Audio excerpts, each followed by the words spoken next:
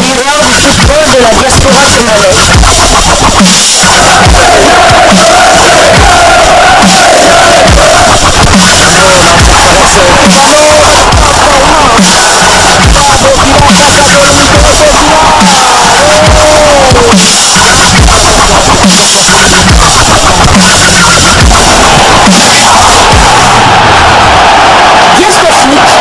Le miroir du football de la diaspora congolaise.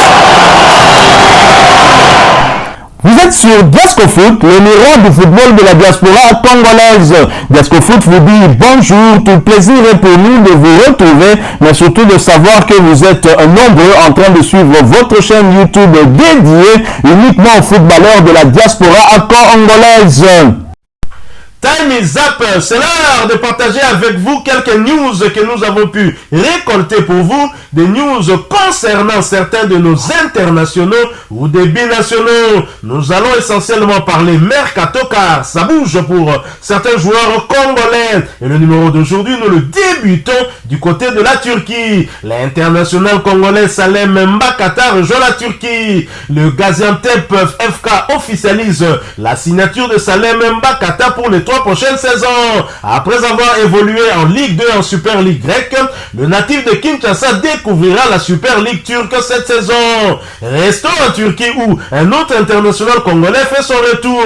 C'est officiel. Assombalonga retourne en Turquie. Libre après son départ de Watford, Brito Assombalonga signe officiellement son retour en Turquie 6 mois après. L'avant-centre congolais a signé un contrat d'1 an plus 1 en option avec l'Antalya Sport. Toujours en Turquie, le média français L'équipe nous révèle la tentative d'un club français de s'offrir les services d'un international congolais. Je vais donc vous lire cet article intitulé « Le SMS tente de recruter Jackson Muleka du Beşiktaş. Metz a formulé une offre auprès du Beşiktaş pour son attaquant Jackson Muleka, mais le transfert a peu de chances d'aboutir. Alors que le recrutement de l'attaquant ghanéen Benjamin Tété n'est plus qu'une question de temps, Metz continue à prospecter pour renforcer son attaque. Le club grénat a envoyé une offre de transfert à Beşiktaş pour son attaquant Jackson Muleka, comme l'a révélé la presse turque.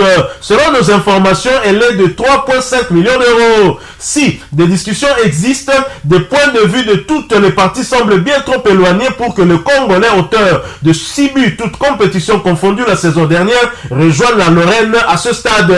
Voilà donc Jackson Muleka qui ne devrait pas rejoindre la France, surtout qu'il est en forme depuis la pré-saison et l'entame de cette saison avec son club. Quittons la Turquie, allons cette fois en Finlande, toujours pour parler mercato. Cédric Kalombo de la Bulgarie en Finlande. Cédric Kalombo rejoint officiellement la formation du FC Jazz Pori, équipe évoluant en D3 finlandaise. Il était libre après son départ de Minor Pernik, équipe de 2e division bulgare. C'est une bonne nouvelle pour l'arrière latéral droit congolais qui va aller poursuivre la saison de ce côté-là. L'équipe aura besoin de lui pour pallier à quelques situations, mais il va devoir trouver une place de titulaire parce qu'il arrive dans une équipe qui joue la montée où les places sont déjà prises. Le joueur formé à Lecce en Serie A italienne arrive dans un nouveau pays et un nouveau championnat. Il devra donc s'adapter pour lui permettre de jouer sans trop de soucis. Bonne chance à lui. Quittons la Finlande. Alors cette fois du côté d'Israël, Branham Brane Kabbalah va s'aguerrir en Israël. Branham Brane Kabbalah rejoint officiellement la formation des Beitar Jérusalem, club de première division israélienne. Et cela en provenance de Metlaoui en première division tunisienne.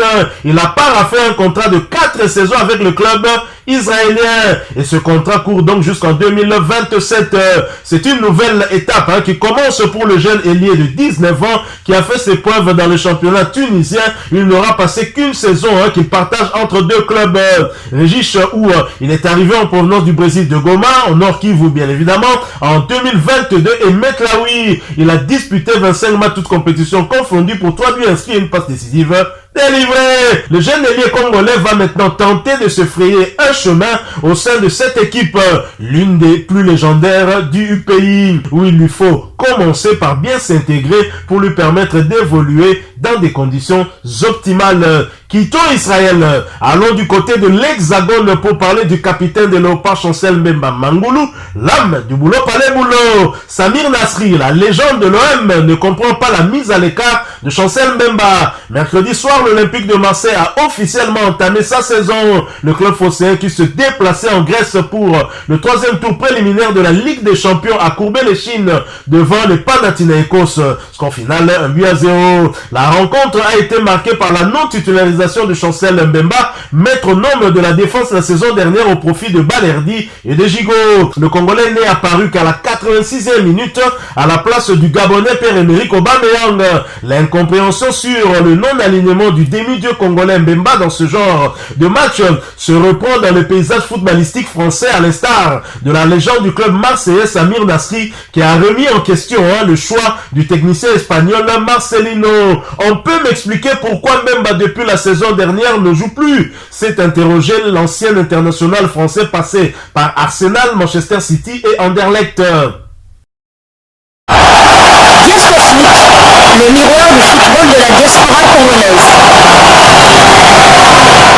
Terminons, revenons sur le continent où Vini Bongonga sera face à l'AC Milan de Pierre Kaloulou. L'état sportif du Sahel de la Tunisie est arrivé à Milan en Italie hier, le vendredi 11 août 2023 pour préparer la nouvelle saison 2023-2024 qui pointe à l'horizon. En terre italienne, l'étoile sportive du Sahel, vainqueur du championnat tunisien 2022-2023 avec l'attaquant congolais Vini Bongonga présent dans la délégation, va jouer une rencontre amicale ce samedi 12 août 2023 face à l'AC Milan au Milanello Sports Center. Il s'y est de noter que le club tunisien prépare son entrée en lice au premier tour préliminaire de la Ligue des Champions de la CAF contre le CS Constantine d'Algérie. Aller prévu le week-end du 18-20 août en Algérie, retour le week-end du 25-27 août en Tunisie.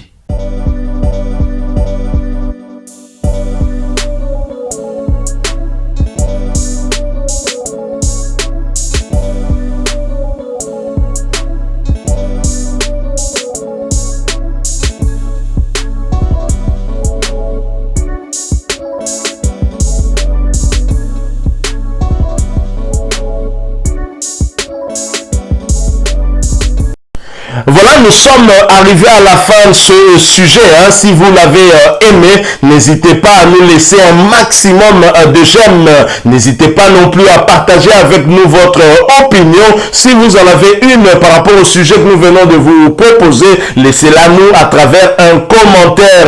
Abonnez-vous si vous êtes nouveau ou ancien que vous ne vous êtes pas encore abonné sur cette chaîne Diasco Foot parce que nous sommes le miroir du football de la diaspora congolaise. Et n'oubliez pas qu'en vous abonnant apparaîtra une petite cloche de notification.